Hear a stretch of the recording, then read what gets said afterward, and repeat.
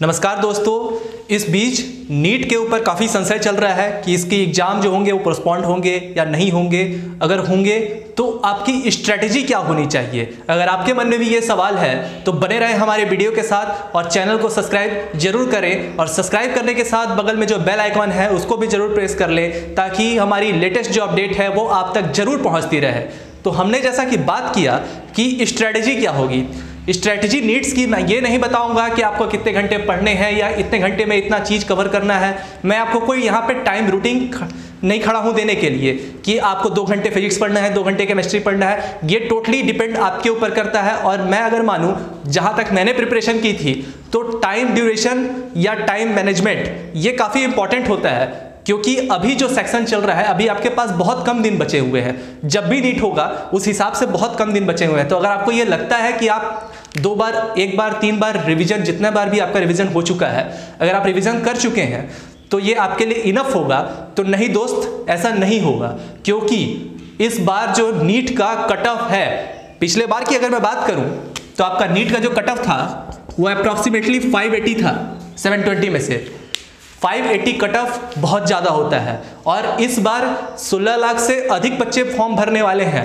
16 लाख से अधिक बच्चे फॉर्म। दूसरी बात मैं आपको ये भी बताना चाहूँगा, ड्रॉपर्स के लिए थोड़ी सी उनको ये प्रॉब्लम आएगी क्योंकि 12th के जो बच्चे हैं वो अभी तुरंत 12th उन्होंने कवर किया है, प्लस उनके बाद उनको टाइम मिल गया है ये कोरोना काल में, ठीक है। तो वो अपना 11th भी काफ़ी स्ट्रॉन्ग कर रहे हैं। तो वो आपसे ड्रॉपर से क्या करेंगे, वो आपसे आगे निकलने की कोशिश करेंगे।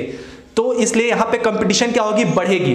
कंपटीशन बढ़ेगी तो ये कट ऑफ जो है ये अप्रॉक्सीमेटली 600 क्रॉस करने वाला है। 600 कट ऑफ का मतलब होता है कि 16 लाख से अधिक बच्चों में सिर्फ 3500 सीटें। तो आपकी स्ट्रेटेजी एकदम बेस्ट होनी चाहिए। स्ट्रेटेजी क्या हो सकती है, मैं आपको एक यहाँ पे एक शेड्यूल देता हूँ, एक तरीके से स्ट्रक्चर बोल सकते हैं आप। एक स्ट्रक्चर देता हूँ, आप इस पे काम कर सकते हो। स्ट्रक्चर क्या होगा, सबसे पहले लोग ये जानते हैं कि जैसा मैंने यहाँ पे लिख रखा है, टोटल नंबर्स ऑफ चैप्टर्स जो हैं फिजिक्स, केमिस्ट्री और बायोलॉजी को अगर हम लोग मिला दें तो वो 98 है total count of chapters. Okay, अब ये 98 चैप्टर्स हैं। और एक बात और क्लियर कर दूं कि जितने भी दिन अभी बचे हुए हैं, अगर आप 0 से स्टार्ट करते हैं, सबसे पहली बात तो मैं ये मानता नहीं हूं कि कोई भी स्टूडेंट जो होगा वो 0 से स्टार्ट किया हो। क्योंकि कहीं ना कहीं कुछ ना कुछ, किसी ना किसी क्लास में, किसी ना किसी ट्यूशन क्लास में या फिर हमारे लेक्चर्स के थ्रू उसने कुछ ना कुछ तो सुना ही होगा, कुछ ना कुछ तो वो जान के रखा होगा, ठीक है। तो इसलिए वो 0 तो नहीं हो सकता है, 0 से स्टार्ट नहीं करना है। और अगर आप 0 से स्टार्ट कर रहे हैं तो ये पॉसिबल भी नहीं है कि नीट निकल जाए, क्योंकि इतना आसान है नहीं। लेकिन हमें क्या करना है, हमें दौड़ में हिस्सा जरूर लेना है, हमें साथ छोड़ना नहीं है, ठीक है। हमें कंपटीशन की तैयारी करते रहनी है। होगा नहीं होगा वो आगे छोड़ देते हैं, लेकिन हमें अपना लास्ट एंड पॉइंट तक हमें अपना पूरा 100% देना है। 100% 98 चैप्टर्स है। 98 चैप्टर्स को आप अपने हिसाब से डिवाइड कर लो। मैं यहाँ पे डिवाइड करके नहीं बताऊंगा। मैं अगर ऐसा बता दूं कि आप अगर यहाँ पे 10 चैप्टर एक दिन में कर लो तो ये मेरे हिसाब से पॉसिबल हो सकता है कि आपके हिसाब से पॉसिबल ना हो। तो ये आप अपने ऊपर डिपेंड करता है कि इसको रिवीजन, सबसे बड़ी बात, मैं यहाँ पे 0 से स्टार्ट करने की बात नहीं कर रहा हूँ। मैं यहाँ पे बात कर रहा हूँ किसकी, मैं बात कर रहा हूँ सिर्फ और सिर्फ रिवीजन सेक्शन की। क्योंकि होता क्या है, मेरा अपने पर्सनल एक्सपीरियंस बता रहा हूँ, और भी मेरे साथ जितने भी मेरे कलीग्स थे, ये पर्सनल एक्सपीरियंस है कि ये रिवीजन जो है ये सबसे इंपॉर्टेंट होता है किसी भी कंपटीशन में। नीट की ही बात नहीं कर रहा हूं मैं, जेई, जो भी दुनिया में कंपटीशन है, ये रिवीजन है तो आपका कंपटीशन में मार्क्स है, आपके कंपटीशन में कॉलेज मिलने के चांसेस हैं। अगर आप रिवीजन नहीं करते हो, आपने पूरा कोर्स अगर तैयार करके रखा हुआ है और अगर आपका रिवीजन सिर्फ 1 से 2 बार है, तो आई एम डैम श्योर कि आप वहां पे जा करके इतने ज्यादा कंफ्यूजन में आ जाएंगे कि आपका जो 180 जो मिनट्स है वो आपके लिए बहुत भारी पड़ जाएगा। तो इसलिए आपको रिवीजन जितना ज्यादा से ज्यादा हो सकता है, जितना ज्यादा अमाउंट में, इतना मत समझिए कि मैंने 10 बार अगर रिवीजन कर लिया है तो आप 11वीं बार भी रिवीजन के लिए जा सकते हैं। ये आपके लिए बहुत अच्छा और बहुत वहां पे टाइम मैनेजमेंट के लिए बहुत हेल्पफुल होगा। दूसरी बात मैं अगर बात करूं, जैसा कि एचआरडी मिनिस्टर के थ्रू एक पेपर लॉन्च किया गया है, एक ऐप लॉन्च किया गया है एनटीए। इसमें अभी तक मेरे हिसाब से 31 पेपर्स आ चुके हैं, ठीक है। 31 पेपर्स आ चुके हैं। आप इसको जरूर सॉल्व करो। ये 31 पेपर्स जो हैं वो पूरे सॉल्व होने चाहिए। क्यों सॉल्व होने चाहिए? क्योंकि जो एनटीए है, एनटीए ही आपका नीट कंडक्ट करा रही है और यही आपको सैंपल पेपर्स दे रही है। तो कुछ ना कुछ, मैं ये नहीं बोल रहा हूं कि ये क्वेश्चन उठ करके आ जाएंगे नीट में, लेकिन यहाँ पे सेम क्या होने वाला है, सेम होने वाला है पैटर्न जो आपका एनटीए अभ्यास में दिया गया है वो सेम पैटर्न आपके नीट में उठ करके आएंगे, तो इसलिए आपको इसका पूरा फुल रिवीजन रखना है 2 से 3 बार। दूसरी बात, मैं यहाँ पे बात करूंगा मॉक टेस्ट पेपर या फिर डेली टेस्ट पेपर जो आपके पास पहले से ही होगा, 1 साल 2 साल या ड्रॉपर हैं आप तो आपके पास ज़्यादा भी हो सकते हैं, तो आपको मॉक टेस्ट पेपर का 100% आपको कर करके रखना है, क्या रिवीजन करना है, आपको पेपर्स लगाने हैं। पेपर्स लगाने के बारे में भी मैं बात करूंगा।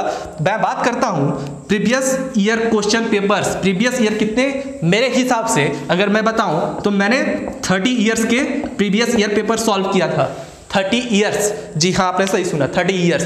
मैं मानता हूं कि इसमें पैटर्न्स चेंज हो सकते हैं, लेकिन यहाँ पे हो सकता है कि आपका अगर लक अच्छा हो, ऐसा होता तो नहीं है कि कभी क्वेश्चन रिपीट हो जाए, बट एक आध क्वेश्चन जो है वो आपको बेनिफिट दिला सकता है, और एक क्वेश्चन भी जो है वो 4 मार्क्स लेकर के जाता है, जो कि आपके कॉलेज सिलेक्शन में बहुत ज़्यादा महत्वपूर्ण हो सकता है। अगर आप 1 नंबर से पीछे हटते हैं, मान लीजिए कि आपका 560 कट ऑफ गया है और आप 559 पे आते हैं, तो वो एक क्वेश्चन आपको कॉलेज दिला सकता है, इसलिए हर एक क्वेश्चन नीट में काफ़ी इंपॉर्टेंट है।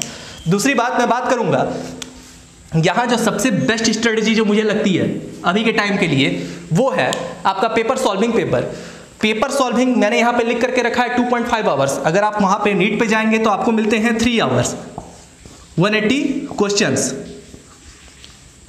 मैं आपको अपना पर्सनल एक्सपीरियंस बता रहा हूं कि 180 क्वेश्चन और 180 मिनट, 1 मिनट में 1 क्वेश्चन, और बायोलॉजी और केमिस्ट्री के लिए तो बोला भी जा सकता है कि इनफ है। अगर आपको बायोलॉजी अगर एनसीईआरटी और आपने ये सब अगर करके रखा है, तो आपको अगर लाइन बाय लाइन एनसीईआरटी याद है तो आपके लिए बायोलॉजी इनफ है, आप 1 मिनट में 1 क्वेश्चन कर सकते हैं। लेकिन जब आप आएंगे फिजिक्स में तो ये आपके लिए काफ़ी ज़्यादा टफ होता जाएगा, तो इसलिए आपको क्या करना है, अभी से करना है ये 2.5 आवर्स। मतलब आपको क्वेश्चन लेना है, क्वेश्चन सैंपल पेपर लेना है, उसको 2.5 आवर्स में डिवाइड करके उसको सॉल्व करना है। आप मान करके चलिए कि आपके पास सिर्फ 2.5 घंटे हैं। अगर ये पेपर सॉल्विंग आप 2.5 घंटे में कर लेते हैं, उसके बाद एक ब्रेक लीजिए, एडिक्वेट ब्रेक लीजिए। एडिक्वेट ब्रेक का मतलब मैं यहाँ पे ये बात नहीं कर रहा हूँ कि आप एक पेपर दिन भर में एक बार सॉल्व करते हैं, या फिर आप एक दिन में 10 पेपर सॉल्व करते हैं और दूसरे दिन पढ़ते ही नहीं है। ये एडिक्वेट ब्रेक का मतलब नहीं हुआ। एडिक्वेट ब्रेक का मतलब मैं ये बात कर रहा हूँ, आप दिन भर में अगर एक पेपर सॉल्व करते हैं, एक पेपर सॉल्व किया आपने 2.5 घंटे में, एडिक्वेट ब्रेक लीजिए 15 मिनट्स 20 मिनट्स का, फिर दूसरा पेपर सॉल्व कीजिए। कुछ टाइम पेपर सॉल्विंग के लिए, कुछ टाइम रिवीजन सेक्शन के लिए। यही आपकी 2 स्ट्रेटेजी अभी काम आने वाली है। मैं अपने पर्सनल एक्सपीरियंस से बता रहा हूँ, सिर्फ यही 2 आपको कॉलेज दिला सकता है। 2.5 आवर्स में जब आप पेपर सॉल्व करके जाएंगे तो वहां पे आपको 3 आवर्स जब मिलेंगे तो आप वहां पे रिलैक्स नहीं फील करेंगे, आप वहां पे आराम से शायद कर पाएं। रिलैक्स तो फील कर ही नहीं पाएंगे, क्योंकि आप वहां पे कंपटीशन में बैठे हैं, और कंपटीशन सीक्रेट्स जो होता है वो एक अलग लेवल का होता है। वहां पे आपके दिमाग में अपने आप एक ओवरलोड, एक अलग सा डिस्ट्रैक्शन आ जाएगा, जो कि अगर ड्रॉपर्स होंगे उनको पता होगा, ठीक है। तो आपको मेन इस वीडियो में मैं ये बताना चाह रहा हूं कि ये रिवीजन सेक्शन और last year previous year mock test paper, NTA तो जरूर करके रखना है, और कितने मिनट में करना है, 2.5 आवर्स में करना है। आपको ध्यान में रखना है कि मेरे पास 3 घंटे नहीं है, मेरे पास सिर्फ और सिर्फ 2.5 घंटे हैं, मुझे इसी में सॉल्व करना है। That's all for the strategy of NEET. If you like the video please like and share and subscribe the channel. Thank you so much.